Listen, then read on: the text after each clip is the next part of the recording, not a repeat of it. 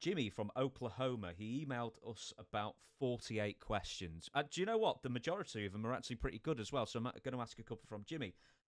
Here's the first one. What were yours and the boys' opinions of the Billy Gunn and Road Dogg TNA WWE invasion, in quotation marks, in the late 2000s? Is that the Voodoo Kid Mafia, I think? Whose idea was it, and who worked on it, and who was pushing for it, and who rolled their eyes at it? Damn, I would have a. He wrote about 5 questions into one. I don't know whose idea it was, but I will assume it's going to be Vince. They were in. Where were they? WCW? No, this is TNA, like 2006-ish around Oh, here. okay. So you were booking at the time. It was.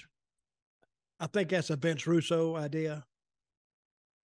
Because it was a way to poke fun at WWE.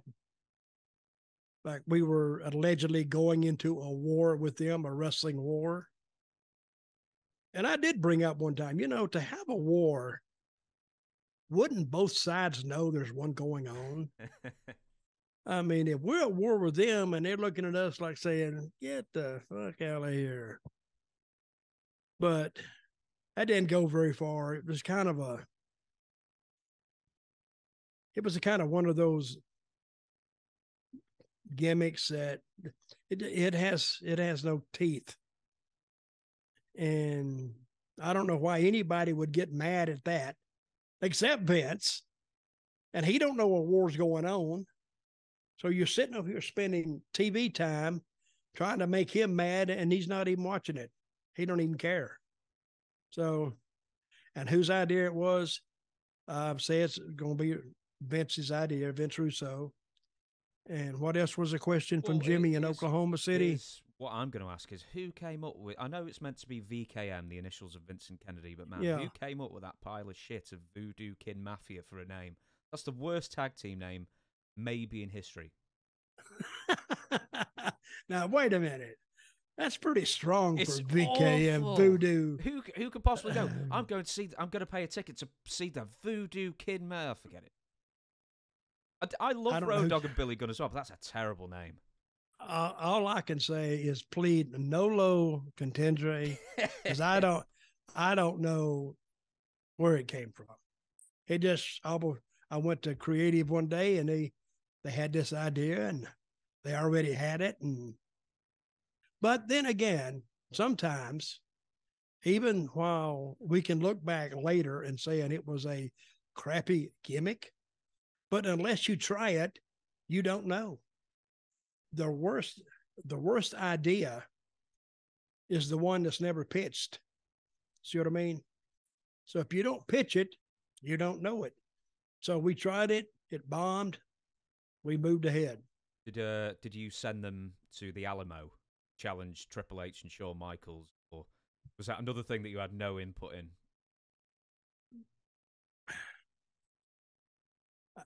I didn't do that. Right. I'm having to think back. But no, I didn't do that. Okay, we will move on. And same chap, Jimmy from Oklahoma. Hey, basically, when you talk about TNA, the only thing I really kind of had a hand in developing was the girls, the knockouts, and the knockouts. That was. Have I ever told you the story? Yes, we did a big long thing about the knockouts some time ago. Okay, but anyway, that was my idea, and nobody wanted to do it. So finally, I said, "Well, let's do it anyway, and just give them to me, and just stay away from them." And they did.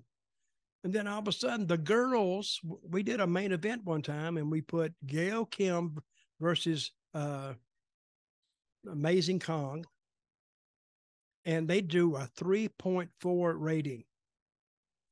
Sting and Kurt Angle could only do a 2.5, and they did a 3.4, which that ended up with Kong and Gale both leaving because they wouldn't give them a raise, and I don't blame them. And then when everybody said it won't work, nobody won't have anything to do. 3 weeks after they started, they were starting to show the ratings. Now everybody had an idea. And I said, I don't want to hear it. I don't want to hear it. Nobody wanted them. So now when my idea kind of proves true, the only thing you can do is screw it up. Because I remember the first time I put the girls together, I called them all together. I said, and I've said this here, girls, you're no longer bitches and sluts. You're athletes, and I want you to beat the guys up. I want you to beat them in the ratings. And they all kind of hugged each other. That's the only group I've ever seen that was cohesive in the dressing room. Now, later on, they developed, the differences, but we were all pulling for one thing, and they got there, and I was proud of them.